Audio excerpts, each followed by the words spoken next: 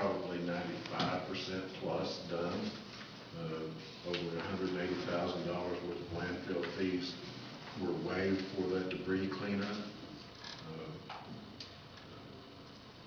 The focus now is shifted to recovery. You see the reports of the long-range committee that has been formed through the various volunteer organizations along with the community and Mayor Hill along with Reverend Pearson, who will give the invitation this evening, along with the members of the Community Foundation, the Chamber of Commerce, local charitable organizations, all sit on the task force itself, and the Long Range Committee I participate in as well, to focus the recovery efforts to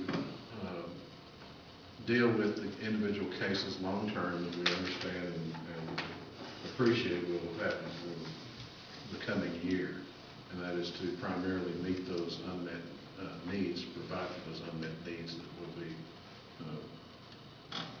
discerned by professional case managers of Red Cross, Salvation Army, and those professionals. Right now it's primarily in the hands of Catholic Charities because they provide for immediate intermediate care between the response phase and the recovery phase long term. But that will be, the task force meets virtually weekly, are you not, Mayor? Yes. 2 hours on Wednesday. And the Long Range Committee meets bi-weekly. The Community Foundation has been meeting weekly. All of these to address the needs of those who had the issues that they were not expected and face issues that are unknown at this point. So all of that will be going. I would say that the response has been amazing, the generosity of the public that is, as we understand, this gift of the siren system pales in comparison to the overwhelming response that has been given throughout the cleanup efforts and the funding efforts that goes on. So that is going to be long term. That's the purpose for it, and the professionals are leading the way for the community, but it will be community driven. So that is an overview of the process that's going on, but it is very focused effort. A time frame actually on the monies that are received from the community foundation till they actually, some of that gets dispensed to some of those individuals? Well, I think the first outcome of that will be seen on the 16th of this month when the Long Range Committee, the task force meets again on Wednesday. This week we'll report to the Long Range Committee on the following Wednesday, which is the 16th. That same day, the Community Foundation will have a meeting following that to address and identify. There will be a full assessment of all registered cases this Wednesday and presented to the group on the following Wednesday for are there immediate needs that are being unmet and how to address those and bring all the resources to be able to do that. That's a long way of going around saying yes. I think at that point you'll start to see some of those resources directed. Right now, if people are unknown what to do, obviously SBA has the process set up in the library. Churches are stepping forward and handling the bulk of the case management of those people who need immediate needs. Salvation Army and Catholic Charities as well are handling those. But I would expect by the end of next week that we'll start seeing a little more focus given towards those particular relief funds that the bulk is going into from the tornado relief donations here. Is there a registration process? There is a registration. Any one that is not registered that has received any form of damage and has a loss of any kind should register with the Red Cross. And they're a big part of that registry. The Red Cross has a full inventory of the homes that received damage, seeking that handful of individuals that have not yet registered, working with the post office. They just yesterday, I believe, was to report that the Red Cross has formulated and sending out letters to those individuals that they have yet to register for the purpose of encouraging them to do so. You know, we have, I personally have encountered some individuals who say, I don't want to do that, I don't want to go ahead and register. It's helpful to the system to go ahead and work if they will do that. And anybody who received loss will probably have some form of need that they haven't fulfilled, even if they're fully insured.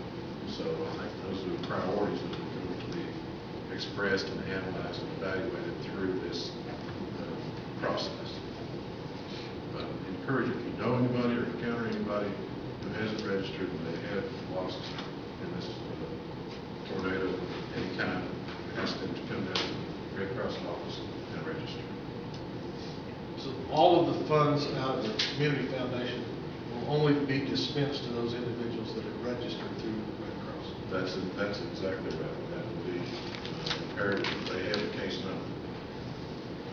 And you, on the 16th, the afternoon of the 16th, you will get more information on how to register if you haven't.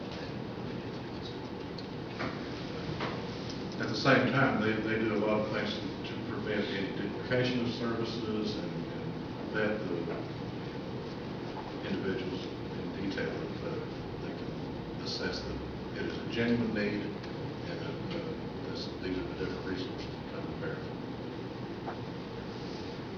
Well, I'm sure that's a tough position because, you know, anybody that suffered loss is a terrible thing to happen. But when you look at, there's probably so many different types. There's probably those that were fully insured and had a job. There's probably those that didn't have insurance and lived off of Social Security. And I mean, it's got to be a tough decision as to who gets what. I'm glad that the professionals, as you indicated, are involved in that to help with those decision-making processes because, you know, I know there has to be a fair and equitable way for everyone to receive a portion of those funds without saying, you know, my fear is that, and it happens all the time, oh, well, he knew somebody or she knew somebody, and that's why they got. So I'm glad to see that we have these professionals in here that have dealt with these things before, and I think that gets the foundation away from doling out money to people that actually don't qualify and they have to go through the Red Cross.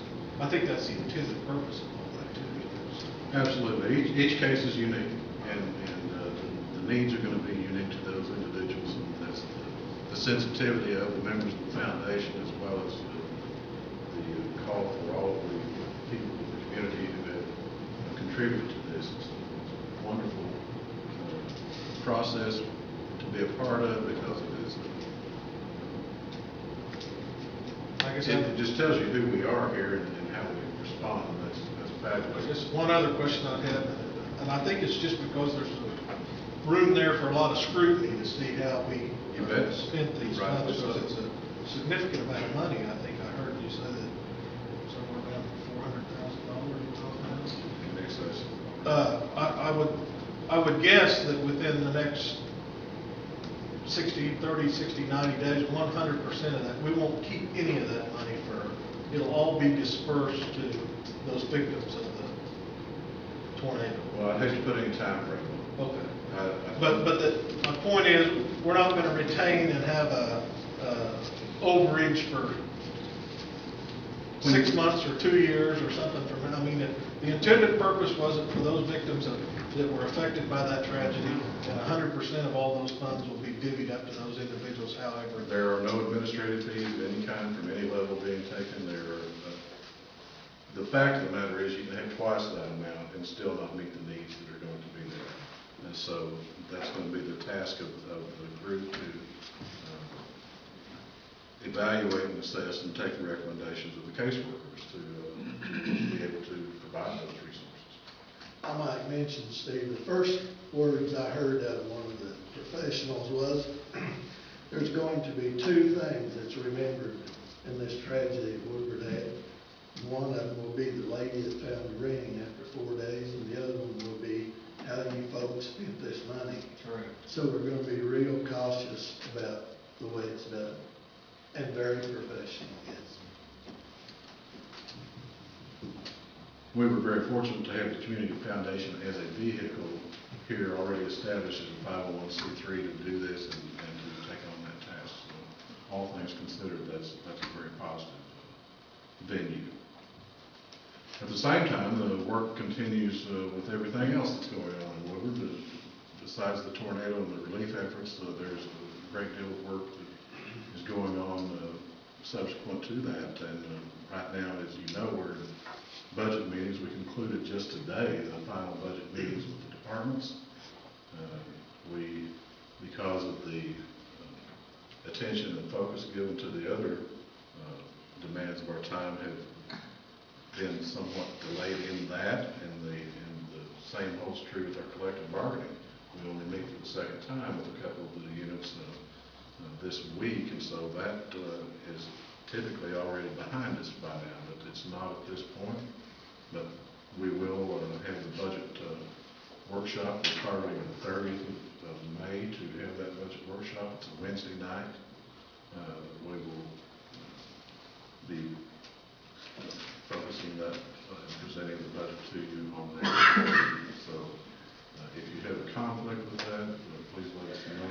Mark that down on the calendar and let us know if that's going to create an issue for us. We could modify that. But that's usually, we will have done that 2 weeks prior to that, but not this year. Okay, 30th. That concludes my